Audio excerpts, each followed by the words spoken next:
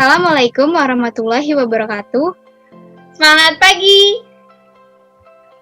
Kami dari kelompok 11 akan membawakan materi dengan judul Alat Bantu Pengambilan Keputusan Manajemen. Kami dari kelas 5E dengan mata kuliah Akuntansi Manajemen dan dosen pengampu yaitu Bapak Syamsul Huda, SPD MSI. Baiklah, kami akan memperkenalkan diri kami masing-masing. Perkenalkan, nama saya Deviani Desta Putri dengan NPM 116. Perkenalkan, nama saya Gabriela Prisi Anggreni, NPM 119. Perkenalkan, nama saya Dionesia dengan NPM 122. Baiklah, kita akan langsung masuk ke materinya. Materi kedua kita yaitu keputusan penambahan dan pengurangan lini produk atau segmen lain. Keputusan apakah akan menambah atau mengurangi lini produk atau segmen lain perusahaan menjadi bagian sulit yang harus dihadapi oleh para manajer. Nah, dalam keputusan seperti itu, beberapa faktor kualitatif harus tentunya dipertimbangkan. Nah, pada akhirnya keputusan final atau keputusan akhir yang akan menambah atau mengurangi lini produk atau segmen perusahaan terutama akan tergantung pada dampak keputusan tersebut terhadap laba neto perusahaan atau laba operasi neto. Nah, untuk menentukan dampak ini, biaya-biayanya harus dianalisis dulu secara seksama. Kita akan membahas apa itu biaya relevan dengan biaya tidak relevan.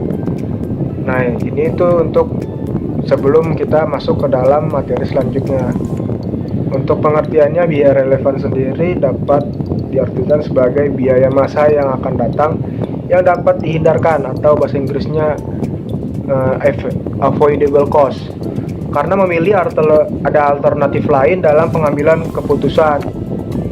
Nah, sedangkan untuk biaya tidak relevan adalah atau dalam bahasa Inggrisnya sunk cost adalah biaya yang yang sudah terjadi di masa lampau dan tidak dapat dihindarkan. Jika tadi biaya relevan dapat dihindarkan, ini tidak dapat dihindarkan oleh manajer apapun alternatif yang akan diambil.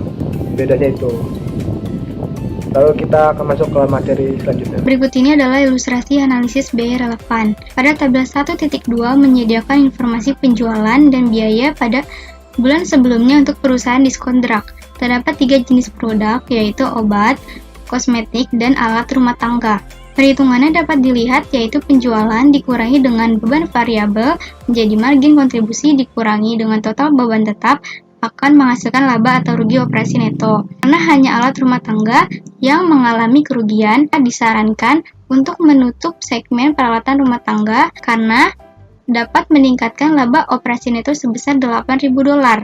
Tetapi kesimpulan sedikit tidak jelas karena tabel 1.2 tidak membedakan beban tetap yang dapat dihindari jika produk ditutup dan beban tetap umum yang tidak dapat dihindari jika menutup produk tersebut. Dalam skenario ini terdapat 2 alternatif, yaitu tetap membuka peralatan rumah tangga dan menutup peralatan rumah tangga.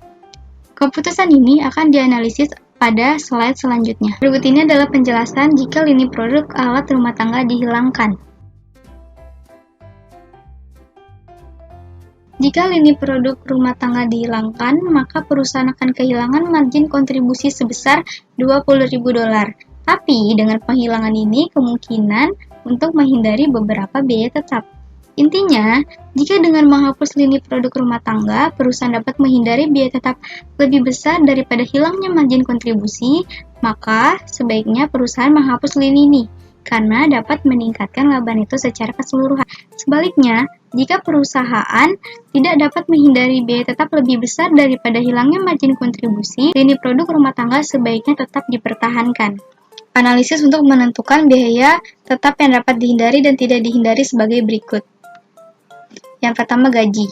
Gaji dapat dihindari karena beban gaji menunjukkan gaji yang dibayar kepada pekerja yang bekerja secara langsung di setiap lini produk. Seluruh karyawan yang bekerja di lini produk rumah tangga dapat dihindari apabila lini tersebut dilepas. Yang kedua, beban iklan dapat dihindari karena menunjukkan iklan produk khusus untuk setiap lini produk dan dapat dihindari apabila lini tersebut dilepas. Lalu ada utilitas. Beban utilitas tidak dapat dihindari karena menunjukkan biaya utilitas untuk perusahaan secara keseluruhan. Jumlah yang dibebankan ke setiap lini produk didasarkan pada alokasi luas tempat yang digunakan oleh setiap lini produk dan tidak dapat dihindari meskipun ada lini produk yang dilepas. Lalu ada depresiasi. Tidak dapat dihindari karena menunjukkan peralatan yang digunakan untuk memajang produk perusahaan. Meskipun peralatan tersebut masih relatif baru, tetapi peralatan tersebut dirancang sesuai dengan spesifikasi perusahaan. Meskipun dijual, harganya akan relatif murah. Lalu ada sewa. Beban sewa tidak dapat dihindari karena menunjukkan gedung secara keseluruhan. Biaya tersebut dialokasikan ke setiap lini produk berdasarkan nilai jual setiap lini produk. Biaya sewa bulanan adalah sebesar $20.000 dan bersifat tetap berdasarkan perjanjian sewa jangka panjang. Lalu ada beban asuransi dapat dihindari karena menunjukkan asuransi untuk persediaan di setiap lini produk. Yang terakhir, administrasi umum itu tidak dapat dihindari karena menunjukkan biaya akuntansi, pembelian, dan manajemen umum yang akan dialokasikan ke lini produk berdasarkan nilai penjualan. Total biaya administrasi tidak akan berubah meskipun lini produk peralatan rumah tangga dilepas. Setelah kita analisis, kita mengetahui bahwa terdapat biaya yang dapat dihindari dan tidak. Biaya yang dapat dihindari yaitu gaji, iklan, dan asuransi. Sementara yang tidak yaitu utilitas, depresiasi peralatan, sewa, dan administrasi umum. Lalu, kita dapat mengelompokkan biaya-biaya tersebut ke dalam tabel sehingga kita dapat menjumlahkan berapa biaya yang dapat dihindari dan tidak dihindari. Di sini biaya yang dapat dihindari sebesar $15.000 dan tidak dapat dihindari sebesar $13.000. Dengan informasi ini, manajemen dapat menentukan bahwa $15.000 dari biaya tetap yang terkait dengan lini produk peralatan rumah tangga dapat dihindari, sementara $13.000 tidak. Lalu untuk menentukan bagaimana penghentian lini produk akan mempengaruhi laba secara keseluruhan, kita dapat membandingkan antara hilangnya margin kontribusi dengan biaya yang dapat dihindari jika lini produk rumah tangga dihentikan. Yang pertama, seperti yang terdapat pada tabel 1.2, hilangnya margin kontribusi apabila lini produk rumah tangga dihentikan sebesar $20.000, sementara beban tetap yang dapat dihindari jika lini produk rumah tangga itu hanya $15.000, maka penurunan laba neto perusahaan secara keseluruhan yaitu hanya $5.000. Dalam hal ini, biaya tetap dapat dihindari dengan menutup alat rumah tangga $15.000 lebih kecil daripada hilangnya margin kontribusi sebesar $20.000. Sehingga, berdasarkan data yang diberikan, lini alat rumah tangga seharusnya tidak dihentikan. Selanjutnya yaitu format perbandingan biaya relevan dan pengambilan keputusan. Nah, keputusan ini juga dapat dilaksanakan dengan menyiapkan laporan laba rugi komparatif yang menunjukkan efek dari mempertahankan atau menutup suatu produk. Untuk tabel 1.3 yaitu format perbandingan untuk analisis lini produk. Di sini lini produknya adalah alat rumah tangga.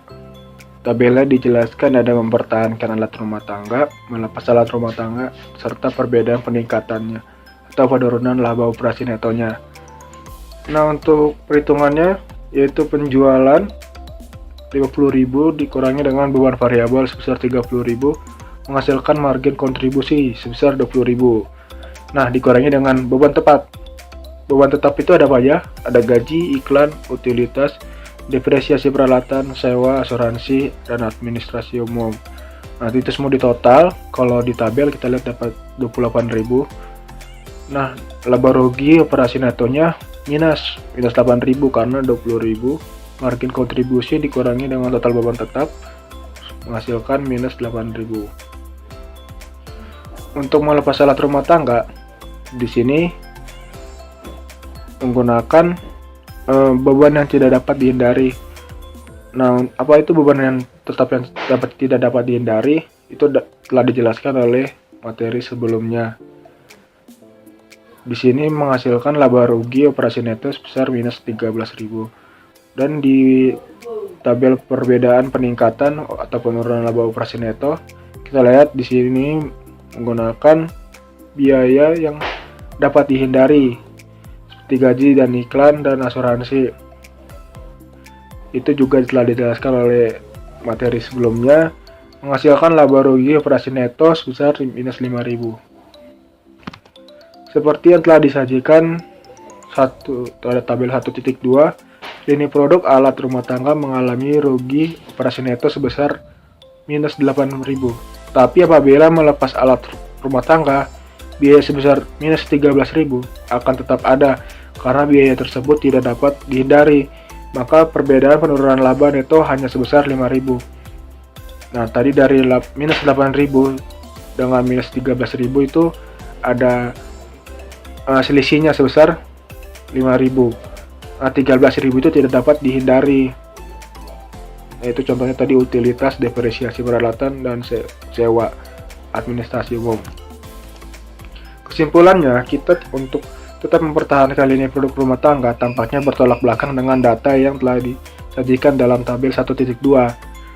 Melihat tabel tersebut, tampaknya lini produk rumah tangga lebih banyak memberikan kerugian daripada keuntungannya kan? Karena banyak minusnya. Mengapa tetap mempertahankan lini merugi? Nah, penjelasan untuk kondisi yang tampaknya tidak konsisten ini setidaknya terletak pada masalah biaya tetap umum yang dialokasikan ke setiap lini produknya. Selanjutnya, kita akan membahas tabel 1.4. Lini produk perusahaan diskon drag disusun kembali dengan format kontribusi. Dalam tabel ini ada dibagi lini produknya ada 3, yaitu obat, kosmetik, dan alat rumah tangga. Nah, kita masuk ke perhitungannya dulu, yaitu ada penjualan dikurangi dengan beban variabel menghasilkan margin kontribusi sebesar 145 ya. Di situ totalnya kita dapat lihat di slide-nya, dikurangi dengan beban tetap yang dapat ditelusuri. Nah, beban tetap yang dapat ditelusuri adalah beban yang angkanya atau nilainya berbeda-beda tiap pilih produk. Kita dapat lihat seperti obat berbeda dengan kosmetik dan berbeda juga dengan alat rumah tangga. Nah, apa aja sih beban tetap yang dapat ditelusuri? Ada gaji, iklan, depresiasi peralatan, asuransi. Nah, itu nanti di total di sini sebesar 73.000. Dan nanti margin kontribusi dikurangi dengan total beban yang dapat ditelusuri menghasilkan margin segmen lini produk sebesar 72.000 ya. 145.000 dikurang 73.000 sama dengan 72.000. Nah, margin segmen lini produk tadi dikurangi lagi dengan beban tetap umum. Apa sih beban tetap umum itu? Yaitu beban tetap umum adalah biaya yang dipakai secara bersama, yaitu kita lihat dapat di situnya di tabelnya biayanya cuma satu, kayak utilitas, sewa, dan administrasi umum. Kan biaya cuma satu tuh, 2.000, 20.000, dan 30.000. Karena biaya dapat dibagi atau dipakai secara bersama-sama dan nilainya sama semua. Nah, dan di total sebesar 52.000. Maka margin segmen lini produk dikurangi dengan tetap umum menghasilkan laba rugi neto operasi sebesar 20.000. Tabel 1.4 ini memberikan perspektif yang berbeda dibandingkan dengan tabel 1.2. Seperti tersaji dalam tabel 1.4, ini peralatan rumah tangga mampu menutup seluruh biaya tetap yang dapat ditelusuri dan menghasilkan margin segmen sebesar 3.000 yang berguna untuk menutup biaya tetap umum perusahaan. Kecuali jika ditemukan lini produk lain yang akan menghasilkan margin segmen yang lebih besar daripada 3.000. Akan tetap lebih baik perusahaan mempertahankan lini tersebut. Dengan mempertahankan ini tersebut, laba neto perusahaan secara keseluruhan akan lebih tinggi dibandingkan dengan apabila perusahaan menghentikan lini peralatan alat rumah tangga. Jadi, lebih baik alat rumah tangga dipertahanin daripada tidak sama sekali. Nah, jika lini produk peralatan rumah tangga dihentikan, margin segmen sebesar $3.000 akan hilang. Selanjutnya kita melihat bahwa depresiasi sebesar $2.000 adalah biaya tertanam atau biaya tidak dapat dihindari, nggak bisa dihapus artinya.